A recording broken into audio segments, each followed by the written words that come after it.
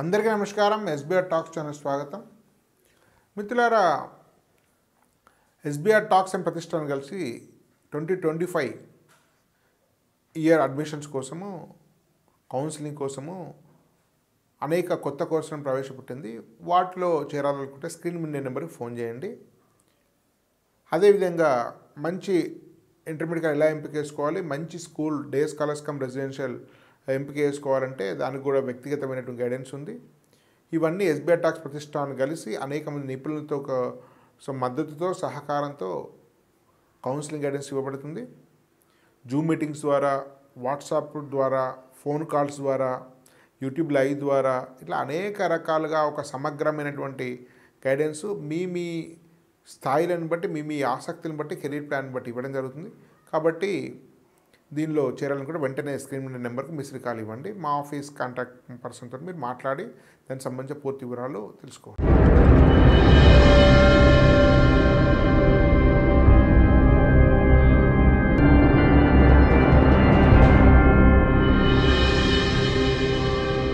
మనం అనేక మంది విద్యారంగంలోని ప్రముఖులచే వరుస వీడియోల పరంపర చేస్తున్నాం. దానిలో భాగంగా మరొక్కసారి మన ఛానల్కి ఎంట్రీ చేయడం కోసం శ్రీనివాస్ గారు, నానో డైరెక్టర్ వచ్చేశారు. వారి గురించి ఒక నిమిషం పరిచయం తర్వాత మనం చర్చలోకి వెళ్దాం. శ్రీనివాస్ గారు ఉస్మాన్ ఇంజనీరింగ్ కాలేజీలో బీటెక్ పూర్తి చేశారు చాలా దశాబ్దాల క్రితమే. ఆ తర్వాత ఐఐఎం అహ్మదాబాద్లో ఎంబీఏ చేశారు. 20 ఏళ్ళకు పైగా ఐటీ రంగంలో సీనియర్ మేనేజర్గా వివిధ హోదాల్లో బాధ్యత నిర్వహించి తర్వాత నానో కాలేజ్ డైరెక్టర్గా మళ్ళీ విద్యారంగానికి సేవ చేస్తున్నారు. వారు కృష్ణచైతన్య కేసీ గారు కలిసి ఒక అద్భుతమైన ఇంటర్మీడియట్ ఎడ్యుకేషన్ ఎంపీసీ, బైపీసీ రెండింటికి అటు నీట్ ఇటు జేఈ కోచింగ్ ఇస్తున్నారు. అనేక బ్రాంచెస్ హైదరాబాద్ ఉన్నాయి. గత సంవత్సరం అతి విశాలమైనటువంటి ప్రాంగణంలో మంచి గ్రీనరీలో శంషాబాద్లో వారు కొత్త బ్రాంచ్ స్టార్ట్ చేయడం జరిగింది, రెసిడెన్షియల్ క్యాంపస్. అయితే వారు దాదాపు 17-18 సంవత్సరాల క్రితమే దీన్ని స్థాపించి అనేక ప్రత్యామ్నాయ ఇంటర్మీడియట్ కాలేజీలకు ఒక పయనీర్గా నిలిచారు. వారు పర్సనల్గా మాకు స్ఫూర్తి ప్రదాత, గొప్ప మేనేజరు, మంచి హ్యూమన్ బీయింగ్. వారితోటి చర్చల కింద. నమస్తే సార్. నమస్తే సార్.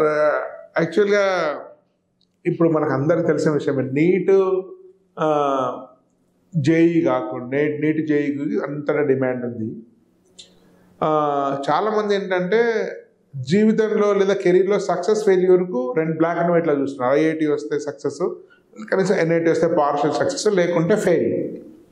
నీట్లో డాక్టర్ వస్తే సక్సెస్, లేకుంటే ఏం లేదు. ఇంకా డెంటల్ అవి ఏమైనా చేసినా కూడా చాలా డిసప్పాయింట్మెంట్గానే కాంప్రమైజ్ చేస్తున్నారు. So basic themes are actual నా అభిప్రాయము. సో మొత్తంలో మీకు తెలియని విషయం కాదు. ఈవెన్ అన్ని జేఈకి సంబంధించినటువంటి స్కోర్ తీసుకునేటువంటి అన్ని ఇన్స్టిట్యూషన్ కలిపినా కూడా ఒక 50,000 సీట్లు ఉంటాయి ఎంఆర్ఎఫ్ ఇండియా మొత్తం. కరెక్ట్. మేబీ మెడికల్ సీట్లు కూడా అన్ని కలిపి 50,000 ఉంటాయి ఎంఆర్ఎఫ్. గవర్నమెంట్లో 50, మొత్తం అంతా కలిపి లక్ష అనుకోండి. సో దానికి 20 లక్షలు రాస్తున్నారు, దీనికి 12-13 లక్షలు రాస్తున్నారు. సో ఏ రకంగా చూసినా కూడా దీనికి 3 to 4% దీని సక్సెస్ రేట్. సో ఓసీ వాళ్ళకైతే ఇంకా తక్కువ, రిజర్వేషన్ లేని వాళ్ళకైతే. సో అనుకోండి 5%. సో ఈ 5% సక్సెస్ పీరియడ్ ఉన్న వాళ్ళు సక్సెస్, మిగతా 95% వాళ్ళు ఫెయిల్యూర్ అనే భావం అయితే పేరెంట్స్ స్టూడెంట్స్లో ఉంది. చాలామంది స్టూడెంట్స్ కూడా చూస్తే సో ఐఐటీ నెట్ రాకుండా నేను ఏం చదవను, నేను ఎంసెట్ వద్దు, నాకు సిబిఐ వద్దు, నాకు ఇంకేదొద్దు, నాకు జీవితమే వేస్ట్, నేను లాంగ్ టర్మ్ పోతాను, నేను చదువు మానేస్తాను, అంత డిపెండ్. నేను పర్సనల్ కూడా కేసెస్ చూస్తాను అట్లాంటివి. ఏంటి సార్ అసలు ఈ పరిస్థితి ఏంటి సార్? యాక్చువల్లీ ఇది నన్ను అడిగితే ఒక మిస్కాన్సెప్షన్ ఏంటంటే ఐఐటి వస్తేనే జీవితము లేకుంటే కెరియర్ లేదన్నది కరెక్ట్ కాదు. ఇప్పుడు మీరు అన్నట్టు ఐఐటీలో ఎన్ని ఉన్నాయి? 17,000 సీట్లు, ఎన్ఐటీలో 24,000 సీట్లు. ఆయన రాసేది ఎంతమంది? 15 లక్షల మంది రాసినారు లాస్ట్ ఇయర్. సో మిగిలిన వాళ్ళందరూ ఇంకా వేస్టేనా? అది కరెక్ట్ కాదు కదా. ఇప్పుడు స్టూడెంట్స్కి తెలియంది ఏంటంటే ఐఐటీస్, ఎన్ఐటీస్ మనకి ఏ రకంగా పనికొస్తాయి? ఒక మంచి కెరియర్ స్టార్ట్కి పనికొస్తాయి. ఆ తర్వాత ఇంకా నీ స్కిల్స్ వేరే, ఆ తర్వాత you should have your own skills. So ఆ స్టార్టింగ్ అప్పుడు మనకి కెరియర్ స్టార్ట్కి ఐఐటి, ఎన్ఐటి ఆ బ్రాండ్ అనేది మనకు పనికొస్తుంది. కాకపోతే ఇప్పుడు రాబోయే ఎంప్లాయ్మెంట్ కానీ కెరియర్స్ కానీ they are all skill based. Skill ఉంటే నువ్వు ఎక్కడైనా ఉండొచ్చు. కాలేజ్ బేస్డ్ కాదు, అసలు కాలేజ్ బేస్డ్ కాదు. ఓకే, ఇప్పుడు ఒకప్పుడు ఈ ప్రోడక్ట్ కంపెనీస్ ఒక 10-15 ఏళ్ల క్రితం ఈ ప్రోడక్ట్ కంపెనీస్ ఓన్లీ ఐఐటీస్కే వెళ్ళేవి. ఇప్పుడు ఐఐటీసే కాకుండా ఎన్ఐటీస్కి వెళ్తున్నాయి, బిట్స్కి వెళ్తున్నాయి. ఈవెన్ మన లోకల్ కాలేజెస్ చైతన్య భారతి కానీ, విఎన్ఆర్ విజేఐటి కానీ. ఇప్పుడు మొన్ననే నేను విన్నాను, గీతాంజలి కాలేజ్ నుంచి ఓ స్టూడెంట్కి అమెజాన్లో 46 lakhs ప్యాకేజ్తో సాలరీ జాబ్ వచ్చింది. సో ఈ డెమోక్రటైజేషన్ ఆఫ్ ప్లేస్మెంట్ అన్నది జరుగుతుంది. ఎందుకు జరుగుతుంది అంటే స్కిల్కి అంత డిమాండ్ ఉన్నది. సో అందుకోసం స్టూడెంట్స్ ఐఐటి రాలేదు కదా అని కుంగిపోయే అవసరమే లేదు. ఆల్రైట్, స్కిల్స్ నమ్ముకోవాలి. ఇప్పుడు 3 రకాలైన రిక్రూట్మెంట్ జరుగుతున్నాయి ఇండియాలో. ఒకప్పుడు ఏంటి, ఓన్లీ సర్వీస్ కంపెనీస్ అంటే మన ట్విచ్ కంపెనీస్ అనేవారు. ఏవి? TCS, Wipro, Infosys, HCl, tech Mahindra, Cognizant. ఈ ట్విచ్ కంపెనీస్ వాళ్ళు ఏదో 4 లక్షలు శాలరీ సర్వీస్ కంపెనీస్ చాలా ఇంజనీరింగ్ కాలేజ్ తీసుకునేవారు. Next product companies. ఈ ప్రోడక్ట్ కంపెనీస్ ఓన్లీ ఐఐటీస్కి వెళ్ళేవి, ఇప్పుడు అన్ని చోట్లకి వస్తున్నాయి. ఈ ప్రోడక్ట్ కంపెనీస్ అంటే ఏంటి? Amazon, meta, Google, Microsoft, Adobe, ఇలాంటి కంపెనీస్. ఇప్పుడు లేటెస్ట్ తెర మీదకి వస్తున్నవి ఏంటంటే జీసీసీస్. అంటే ఏంటి? Global capability centres. అంటే యుఎస్లోనో వెస్టర్న్ యూరోప్లోనో ఎక్కడో ఈ ల్యాబ్ ఇస్ హెడ్ క్వార్టర్స్. వాడి బ్యాక్ ఆఫీసు, వాడి టెక్నాలజీ అంతా ఇండియాలో ఉంటుంది. ఎందుకంటే it is cost effective for them. ఇండియాలో టాలెంట్ ఉంది. ఇప్పుడు జీసీసీస్ పెద్ద ఎత్తున రిక్రూట్ చేస్తున్నాయి. చాలామందికి తెలియదు ఏంటంటే ఆ కంపెనీ లైక్ జేపీ మోర్గన్ 60,000 మంది ఉన్నారు ఇండియాలో. వాడికి 60,000 people are there in India working for JP Morgan, వాళ్ళ జీసీసీ ఇక్కడ. అలాగే గోల్డ్మెన్ సాక్స్. కొంచెం జీసీసీ అంటే క్లారిటీ కోసం సార్, అంటే విదేశాల్లో అన్నిటిలో సర్వీస్ ఇస్తుంటారు, కంపెనీ మాత్రం ఇండియాలో ఉంటుందా? అదేనా? లేదు, వీళ్ళకి విదేశాల్లో ఆపరేషన్స్ ఉంటాయి. వాళ్ళ బ్యాక్ ఆఫీసు, వాళ్ళ టెక్నాలజీ బ్యాక్ బోన్ అంతా ఇండియా నుంచి నడుస్తుంది. ఎందుకంటే కాస్ట్ అడ్వాంటేజ్. ఇప్పుడు అమెరికాలో వాడు ఒక సాఫ్ట్వేర్ ఇంజనీర్ని రిక్రూట్ చేసుకోవాలి అంటే, ఈ కేపబిలిటీతో ఉన్న వాడు రిక్రూట్ చేసుకోవాలంటే వాడికి $90,000 to $100,000 ఇవ్వాలి వాడు. ఇక్కడ వాడు 25-30 లక్షలతో నడిపించేస్తాడు వాడు. So this a huge difference. So equal talent ఉంటుంది or more talented, more hard working. So అందుకోసం ఈ గ్లోబల్ కేపబిలిటీ సెంటర్స్ అన్నది రాబోయే రోజుల్లో చాలా పెద్ద ఎత్తున రిక్రూట్మెంట్ చేస్తారు. ఆల్రెడీ జరుగుతున్నాయి. ఇప్పుడు జేపీ మోర్గన్ కానీ, గోల్డ్మెన్ సాక్స్ కానీ టాప్ క్యాంపసెస్కి వెళ్ళి రిక్రూట్ చేసుకుంటున్నా, అది ఇంకా విస్తృతంగా జరుగుతుంది. సో ఇన్ని ఆపర్చునిటీస్ ఉన్నాయి. ఆ తర్వాత 4వది స్టార్టప్స్.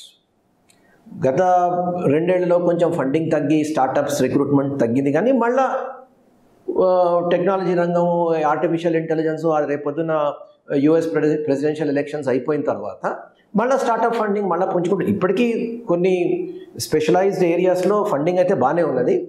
రేపొద్దున మళ్ళీ అది పుంజుకుంటుంది. ఆ తర్వాత స్టార్టప్స్లో కూడా రిక్రూట్మెంట్ జరుగుతుంది. సో స్టూడెంట్స్కి అన్ని రకాలుగా స్కిల్స్ ఉంటే they can get in to any of these areas. అది ఒకటి. That is one opportunity. వాడు చైతన్య భారతి చదవచ్చు, వాడు విఎన్ఆర్ విజేఐటీలో చదవచ్చు, ఎక్కడైనా చదవచ్చు. That is one opportunity. Skill నమ్ముకొని అంటే ఇంజనీరింగ్ ఇమీడియట్లీ ఆఫ్టర్ ఇంజనీరింగ్ అది చేయొచ్చు. సార్ ఇప్పుడు జీసీసీ అంటే వాళ్ళు క్యాంపస్ ప్లేస్మెంట్కి వెళ్తారా? క్యాంపస్ ప్లేస్మెంట్స్కి వెళ్తున్నారు, ఆఫ్ క్యాంపస్కి వెళ్తారు. Typical IT company recruitment. A company? ఆ కంపెనీ పేరు మీద వెళ్తుంది. ఆ కంపెనీ పేరు మీద వెళ్తారు. జేపీ మోర్గన్ అనే వెళ్తాడు, గోల్డ్మెన్ సాక్స్ అనే వెళ్తాడు. ఇవన్నీ జీసీసీ కేటగిరీ కింద వస్తాయి. ఇవన్నీ జీసీసీ కేటగిరీ కింద వస్తాయి. ఓకే. తర్వాత రెండోది స్కిల్. ఓకే, స్కిల్ డెవలప్ చేసుకోవాలంటే స్టూడెంట్ ఏం చేయాలి? అప్ స్కిల్ చేసుకోవాలి. అంటే జస్ట్ వాడు డిగ్రీలో క్లాసెస్ అటెండ్ అవుతే సరిపోదు. ఇప్పుడు చాలా ఆన్లైన్ కోర్సెస్ ఉన్నాయి, అవన్నీ you can go through that. Internships opportunities ఉన్నాయి. ఇంతకుముందు కన్నా చాలా ఎక్కువ ఇప్పుడు ఇంటర్న్షిప్ ఆపర్చునిటీ ఉంది. సో ఆ ఇంటర్న్షిప్ ఆపర్చునిటీస్ సెకండ్ ఇయర్ తర్వాత ఇంటర్న్షిప్ చేసుకోవచ్చు, థర్డ్ ఇయర్ తర్వాత ఇంటర్న్షిప్ చేసుకోవచ్చు. తర్వాత కంప్యూటర్ సైన్స్లో ఉంటే ఫర్ ఎగ్జాంపుల్ ఈ కంటూ కాంపిటేటివ్ కోడింగ్, చాలా హ్యాకథాన్స్ వాటిలో పార్టిసిపేట్ చేయొచ్చు, ఆ స్కిల్ డెవలప్ చేసుకోవచ్చు. రైట్. తర్వాత ఇంకో ఫీల్డ్ అంటే ఇమీడియట్లీ ఆఫ్టర్ బీటెక్ కాకుండా వాడు he can go for MS or he can do MTech in IITs. For example MS నేను లాస్ట్ ఇయర్ యూఎస్ వెళ్ళినప్పుడు నేను చూశాను, ఈ లోకల్ కాలేజెస్ నుంచి బీటెక్ చేసి యూఎస్లో ఎంఎస్ చేసిన వాళ్ళు they are earning more than some of the IITians అక్కడ. అంటే అమెరికాకి వెళ్ళి వాడు ఒక ఎంఎస్ చేసిన తర్వాత ఇంకా అక్కడ వాడి స్కిల్ బేస్ మీదే అక్కడ ఇంకా ఈ లోకల్ గ్రాడ్యుయేషన్ ఎక్కడి నుంచి చేశాడని ఎవడు అడగడు. Is getting more salary then some of the IITians. చూశాను అలాంటి కేసెస్ కూడా ఉన్నాయి. ఆ తర్వాత ఈ కెన్ రైట్ గేట్ హియర్. ఇప్పుడు ఈసీఈ ఉన్నాడు ఎవరైనా, వాడికి ప్యాషన్తో చదువుతున్నాడు, he can go for get in to IITs. IIT MTech చేసిన తర్వాత విఎల్ఎస్ఐ కానీ any area he can get in to semiconductors. ఇప్పుడు lot of openings in these areas కదా, he can get in there and absolutely and you can get into top career there. So అందుకోసం IIT NIT రాలేదు కదా అని ఎవరు disappoint అయ్యే అవసరం లేదు. సక్సెస్ ఫెయిల్యూర్ కు అదొక టెస్ట్ కాదు, అది టెస్ట్ కాదు. Absolutely not a test. And we have seen cases where people even without IIT pedigree, even without IIT background or doing well. For example మన ముందరే ఉన్న సుందర్ పిచ్చా ఐఐటి ఖరగ్పూర్ అయితే, సత్యనాథన్ ఇస్ ఫ్రమ్ మణిపాల్ ఒకప్పుడు ఏంటి అసలు యాక్చువల్లీ 100% డొనేషన్ కాలేజ్. ఎక్కడ గవర్నమెంట్ కాలేజెస్ రాకపోతే మణిపాల్కి వెళ్ళేవారు. మరి అలాంటి మణిపాల్ నుంచి వచ్చాడు, he is employing and thousands of IITians, top IITians. అలాగే అడోబీ, ఈ Shantanu Narayen, is from Osmania engineering college. So ఆయన చైర్మన్ అయ్యాడు ఆఫ్ అడోబీ కార్పొరేషన్. సో ఇలాగా they can talk about so many examples. So అందుకోసం ఐఐటి ఎన్ఐటీలో రాలేదు కదా అని nobody needs to be disappointed. There are several opportunities for success కెరియర్లో హ్యాపీగా చేసుకోవచ్చు. సార్ యాక్చువల్గా ఇంతకుముందు ఒక 10 years back, maybe 5 years back చూస్తే, సో ఓవరాల్ కొన్ని ఎక్సెప్షన్ మినహాయిస్తే ఐఐటీలో టాప్ ప్లేస్మెంట్స్, ఎన్ఐటీలో ఆ తర్వాత, సో లోకల్ కల్లా ఎంత ఉన్నా కూడా మరీ టాప్ ప్లేస్మెంట్స్ కాబట్టి మీరు అన్నట్టు కొంచెం 3 tier 4 tier కంపెనీస్ లాంటి ప్లేస్మెంట్స్ వచ్చేది. ఒక ప్యాటర్న్ కనిపించేది, అందరి ప్లేస్మెంట్ మీద ఒక ప్యాటర్న్ కనిపించేది. ఇప్పుడు చూస్తే ఆ ప్యాటర్న్ డిస్టర్బ్ అయింది. చాలా వరకు ఐఐటీలో వచ్చేలా టాప్ ఐఐటీలో వచ్చే ప్లేస్మెంట్స్ లోకల్ కాలేజీలో కూడా వస్తున్నాయి. నంబర్ తేడా ఉండొచ్చు, పర్సెంటేజ్ అక్కడ మేబీ 30% వస్తే 10% వస్తుండొచ్చు. ఈవెన్ ఐఐటి బాంబేలో 36% మెంబర్స్ ప్లేస్మెంట్ రాలేదని ఈ యొక్క ఇయర్లో. సో ఓవరాల్గా ఏంటంటే మీరు అన్నది నిజం అనిపిస్తుంది. ఏంటంటే కంపెనీస్ ఆఫ్ క్యాంపస్ ప్లేస్మెంట్స్ కూడా పెరుగుతున్నాయి, ఆన్ క్యాంపస్ కాకుండా. అదే స్టార్ట్అప్ వల్ల కూడా వాళ్ళు అన్ని స్టార్ట్అప్లు ప్లేస్మెంట్కి వెళ్ళవు, వాళ్ళు ఆఫ్ క్యాంపస్ లో రిక్రూట్ చేసుకుంటున్నారు అంటున్నారు.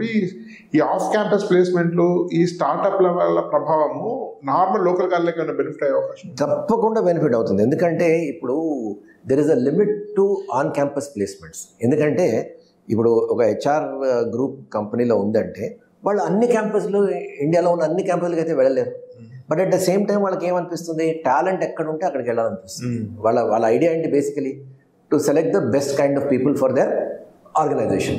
సో అది కొన్ని క్యాంపసెస్కే వాళ్ళు వెళ్ళి చేయగలరు. So but they know that there is talent outside of these campuses also. So వాళ్ళని ఎలాగా ట్యాప్ చేయాలి అంటే ఆఫ్ క్యాంపస్ అంటే వాళ్ళు క్యాంపస్కి వెళ్ళకుండా డైరెక్ట్గా వాళ్ళ పోర్టల్ ఉంటుంది, ఆ పోర్టల్లో అప్లై చేస్తారు. అప్లై చేసిన తర్వాత వాళ్ళు ఎక్కడో టెస్ట్ రాయమంటారు, రాస్తాం, మోస్ట్లీ ఆన్లైన్ ఉంటుంది. ఆ తర్వాత ఇంటర్వ్యూ రౌండ్స్ అవన్నీ కంపెనీ ద్వారానే డైరెక్ట్గా జరిగిపోతుంది. సో ఆఫ్ క్యాంపస్ అనేది గుడ్ ఆపర్చునిటీ. సో ఎవరికైతే ఆన్ క్యాంపస్ రిక్రూట్మెంట్ రాదో, for example Google may not go to all campuses. Google ఐఐటీకి వెళ్తుంది, టాప్ ఐఐటీస్కి వెళ్తుంది. టాప్ ఐఐటీస్ కాకుండా ఒక 9-10 క్యాంపసెస్కి వెళ్తుంది. ట్రిపుల్ ఐటీ హైదరాబాద్, బిట్స్, ఇలాంటి క్యాంపస్, ఎన్ఐటి ట్రిచి, ఇలాంటి క్యాంపసెస్కి వెళ్తుంది. సో అబౌట్ 10 క్యాంపసెస్కి వెళ్తుంది other than IITs. But Google also recruits from other than these campuses. ఎలా చేస్తుంది? ఆఫ్ క్యాంపస్ ద్వారా అప్లికేషన్స్ ఉంటాయి. అప్లికేషన్స్ పోర్టల్లో అప్లై చేసుకోవచ్చు. ఆ తర్వాత వాళ్ళని పిలుస్తారు, 4 రౌండ్స్ అవుతాయి, సెలెక్ట్ చేసుకుంటారు. సరే, ప్లేస్మెంట్స్ తేడా ఉంటాయి సార్ ఆన్ క్యాంపస్ ఇచ్చే సాలరీకి ఆఫ్ క్యాంపస్? అబ్సల్యూట్లీ నాట్, ఉండదు. No difference. మీరు చాలా కాలం రిక్రూటర్ పనిచేస్తారు. చేశాను, ఐటీ రిక్రూట్మెంట్లో చేశాను. బట్ ఆ రోజుల్లో రిక్రూట్మెంట్ వేరుండేది. బట్ ఇప్పుడు ఏమవుతుందంటే టాలెంట్కి పెద్దపీట వేస్తున్నారండి. Okay, brand institution brand will take you to a distance, కానీ బ్రాండే నమ్ముకొని మనం ముందుకెళ్ళాలి. బహుశా ఐటీ ఇండస్ట్రీ పీపుల్ కూడా వాళ్ళ ఎక్స్పీరియన్స్ చాలా చూస్తుంటారు. ఐఐటీలో మన అద్భుతం అనుకుంటే యావరేజ్ ఉండడము, నార్మల్ గా యావరేజ్ అనుకుంటే అద్భుతంగా ఉండే ఎగ్జాంపుల్స్ చాలా సిగ్నిఫికెంట్ గా చూసుండొచ్చు. బహుశా ఈ ఐటీ ఇండస్ట్రీ ఈ పర్సెప్షన్ రావడం కోసము, అంటే ఏ కాలేజ్ అయినా సంబంధం లేదు, బెస్ట్ టాలెంట్ ఉంది అనేది బహుశా ఇండస్ట్రీకి అర్థమైపోయినట్టుంది కదా. Yes, definitely. అండ్ ఇప్పుడు యుఎస్లో ఏమవుతుందంటే, మీరు యుఎస్లో క్యాంపసెస్లో క్యాంపస్ రిక్రూట్మెంట్ జరగదు, క్యాంపస్ ఫేర్స్ అని ఉంటాయి. క్యాంపస్ రిక్రూట్మెంట్ జరగదు, క్యాంపస్ ఫేర్ ఉంటుంది. అక్కడ కంపెనీస్ వచ్చి మా ఈ ఓపెనింగ్స్ ఉన్నాయి, we are looking for these kind of things అంటారు, వీళ్ళు ఏవో బయోడేటా ఇచ్చుకుంటారు, అంతే. అక్కడ ఏం రిక్రూట్మెంట్ జరగదు. రిక్రూట్మెంట్ అంతా బయటే. ఇప్పుడు మనం ఏదైతే ఆఫ్ క్యాంపస్ అంటున్నామో అది that is the norm in US. So యుఎస్లో అంతా ఆఫ్ క్యాంపసే జరుగుతుంది, ఎక్కడ ఆన్ క్యాంపస్ రిక్రూట్మెంట్ అయితే జరగదు. ఓన్లీ కెరియర్ ఫేర్స్ అవుతాయి. కెరియర్ ఫేర్స్ లో వీళ్ళు ఇంట్రడ్యూస్ చేసుకుంటారు, ఈమెయిల్స్ ఎక్స్చేంజ్ చేసుకుంటారు, వీళ్ళ బయోడేటాలు వాళ్ళకి పంపిస్తారు. ఆ తర్వాత జరిగేదంతా కంపెనీ ద్వారానే జరుగుతుంది. మనం కూడా మెల్లిగా అటువైపు. ఎందుకంటే ఇప్పుడు చూడండి, ఇప్పుడు క్యాంపస్ ఇంటర్వ్యూ అంటే వాడు ఫిజికల్గా రావాలి, 2 రోజులు క్యాంప్ చేయాలి, రిటర్న్ టెస్ట్లు పెట్టాలి, ఇదంతా it's a big logistic exercise. మనం చూస్తున్నాం అన్ని whatever is happening in the physical world is all moving to the virtual world. So ఈ ఆన్ క్యాంపస్ రిక్రూట్మెంట్లు కూడా మెల్లిగా అటువైపే వెళ్తాయి, ఆఫ్ క్యాంపస్కే ఎక్కువ అవుతుంది. బహుశా ఇండియాలో ఆన్ క్యాంపస్ యొక్క పర్సంటేజ్ తగ్గి ఆఫ్ క్యాంపస్ వచ్చే షిఫ్ట్ జరుగుతున్నట్టుంది కదా ఇండియాలో.